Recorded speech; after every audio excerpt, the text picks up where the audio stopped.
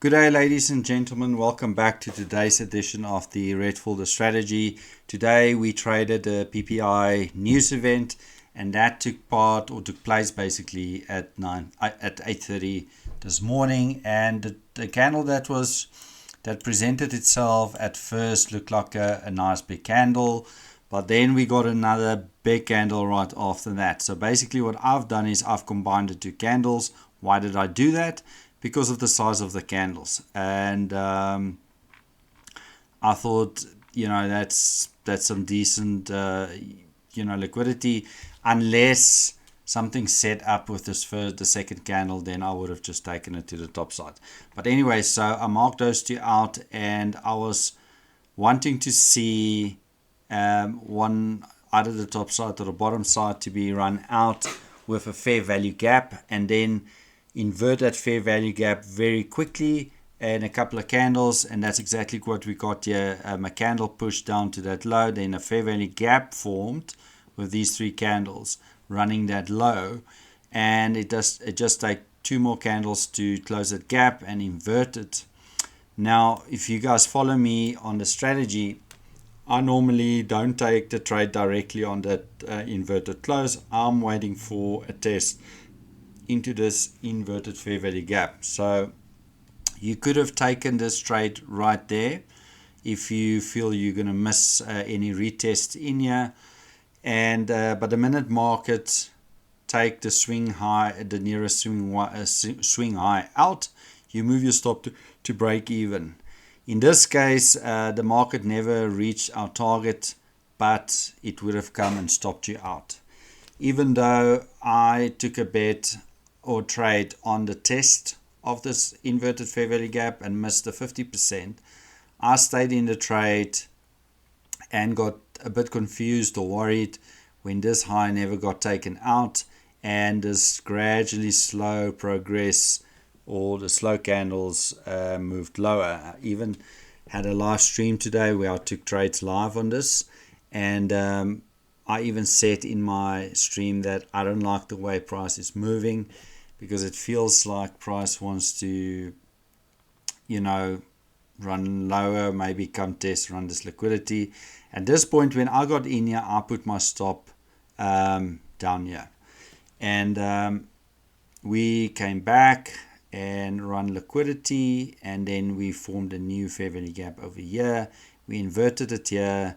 I thought I was safe at this point. I moved my stop to here, and market came down and again struggled to take a swing point out, a swing high. And eventually I got stopped out, and I even said in my video or my live stream that I'm not going to move my stop back because I moved it up already. The minute you start moving your stop back and forward, that's a bad habit, because then you're going to tend to do it and lose more money. So I moved it up there. It came and stopped me out. It is draw down from there to there, so I made a loss. And but once I got stopped out, it's very important, guys, that you adapt to the market very quickly and don't lose your mind because now you lost money. You need to look for the next opportunity. And the reason we do this strategy, if you go through all my videos, you will see this. That's what I'm doing with these videos. I'm journaling all these red folder events, so people can actually go and look at it. And even if I want to go back and see some of these play out, I can do that. But in my YouTube channel, I'm talking about the swing point strategy. It's one candle, two candle, three candles. The second candle should be the swing point, which in this case the low is higher than or lower than the first low and the second low. The third candle, without taking out that low, should move and close above the first candle's open. And because this is forming right after taking liquidity, I was confident in taking this trade. I took another trade, or I made a loss here, or made a loss here. I took a trade here, and this went up for 4.5 to 1. And what did I target? Believe it or not, I did not take profit up there, because I was looking for these equal highs here, and then these equal highs here. Why these equal highs? These equal highs sits within a fair value gap. That is a super magnet to liquidity. Whenever you see a fair value gap with equal highs, I promise you market will go there. And today is a bit slow, but there's reason, because there's other news coming out, and it might be a catalyst to run price higher later today. And what I normally do is, when I get to the target, I'll take 80% off, and then I'll leave the remain on to run the other liquidities. In this case, I never took it off. And but for those of you who's following the strategy, you got your profit, and that was it. That's you done for the day. And price just came back down. I entered this trade, but I moved my stop to break even as soon as we close above these equal highs here, and I got stopped out on that candle at break even. So I made a loss here, stop at break even, so I'm down for the day. But if you follow the rules on the strategy, you would have been in the pound C today, and it would have played out very nicely for you. So here you can see there's another swing point that was taken out by a fair value gap. Lots of candles before we inverted it, and it actually played out to these equal highs here as a target. Then came back and test your IFEG, went up, and you could have targeted that high as well. So there was another entry here. But then market's going down again.